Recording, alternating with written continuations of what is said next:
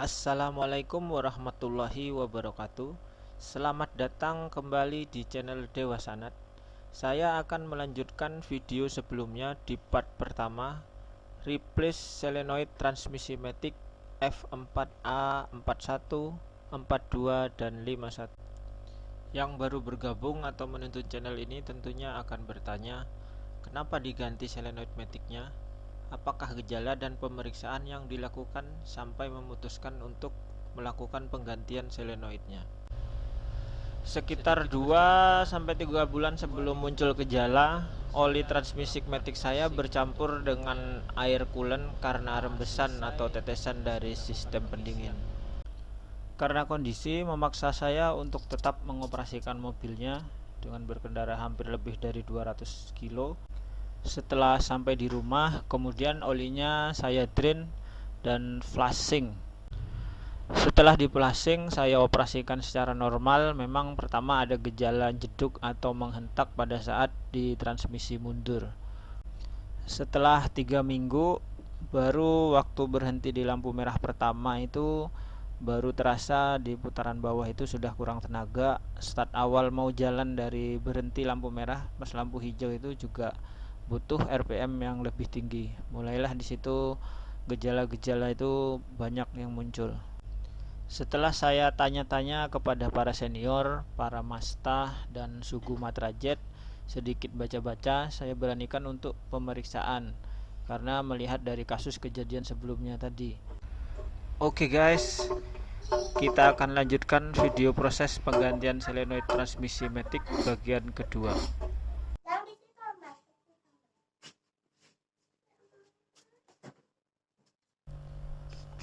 Oke, ini penampakan 5 solenoid matic-nya.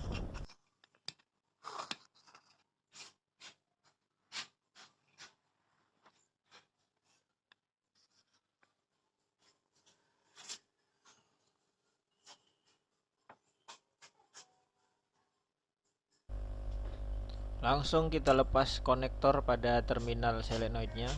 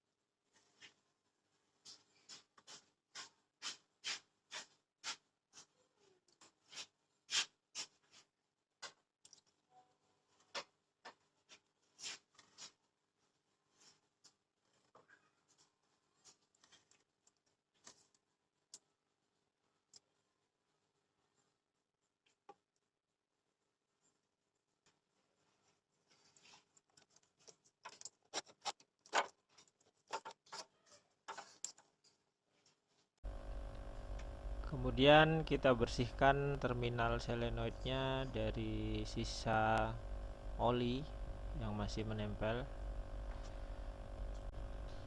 Kita siapkan lagi multimeter.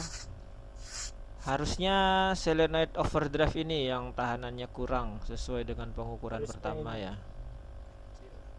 Tapi tetap kita cek kembali untuk memastikan posisi dan meyakinkan bahwa memang solenoid resistannya bermasalah.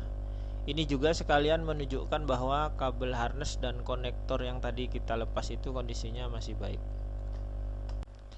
Kita refresh lagi posisi solenoidnya, dimulai dari kanan atas. Underdrive solenoid yang diwakilkan dengan pin nomor 9 dan 3. Second solenoid pin 9 dan 4. Dan yang paling bawah itu damper clutch atau biasa disebut dengan TCC, pin 10 dan 7 pada konektor besarnya. Dari kiri atas ada overdrive pin 9 dan 5, dan terakhir low and reverse pin 10 dan 6 pada konektor besarnya. Setelah kita tahu solenoidnya yang ini, kita lepas ya. Nanti kita akan ganti. Kita siapkan kunci shock 8 untuk membuka mounting solenoidnya. Sebelah kiri itu ada 3 baut untuk mounting solenoidnya, itu ukurannya 8 mm.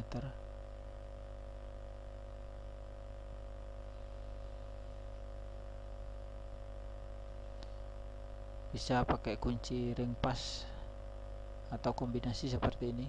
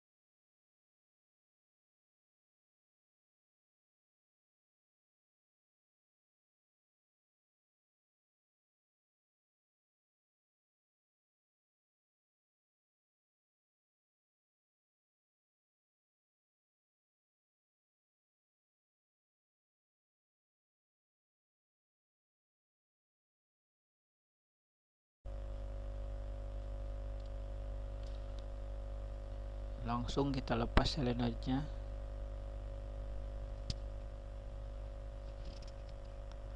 Ini agak keras ya, kita congkel pakai obeng min biar bisa lepas solenoidnya.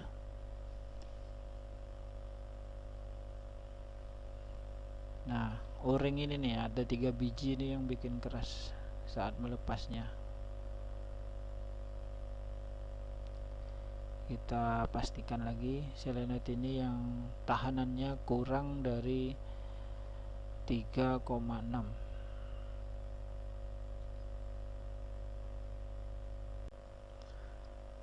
Ini solenoid penggantinya. Kemarin saya belinya yang second ya, bekas tapi kondisinya masih masuk. Langsung kita pasang. Terus mounting solenoidnya tadi yang udah kita lepas kita pasang kembali.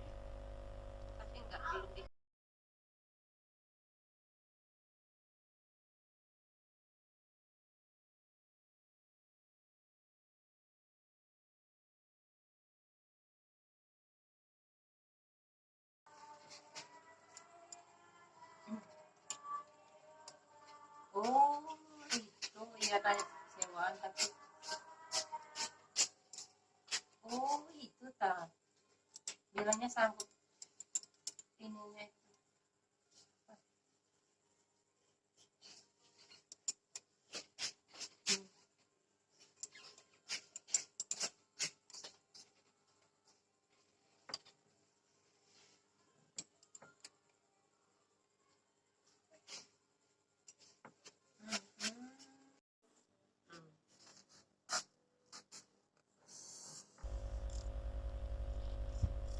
Lalu kita lanjutkan dengan pemasangan konektor dari kabel harnessnya.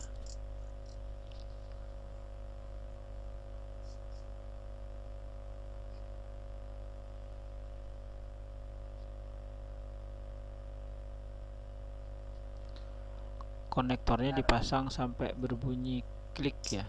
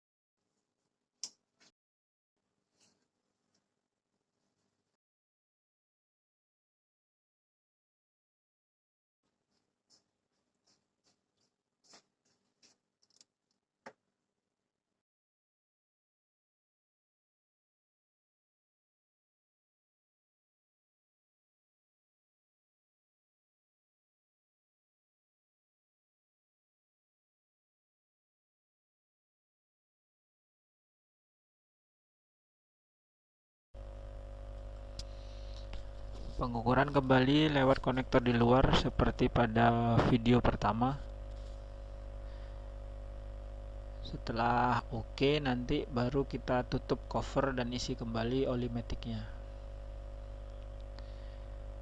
Ini sudah dilakukan penggantian, rangkaian cara penggantiannya sudah selesai. Insya Allah nanti di video lain saya akan berbagi beberapa penyebab transmisi matic jenis ini yang menyebabkan dia ngelok di gear 2 atau gear 3, tentunya berdasarkan dari shop manual dan buku panduan yang ada. Terima kasih sudah menonton channel ini. Jika bermanfaat silahkan di share dan subscribe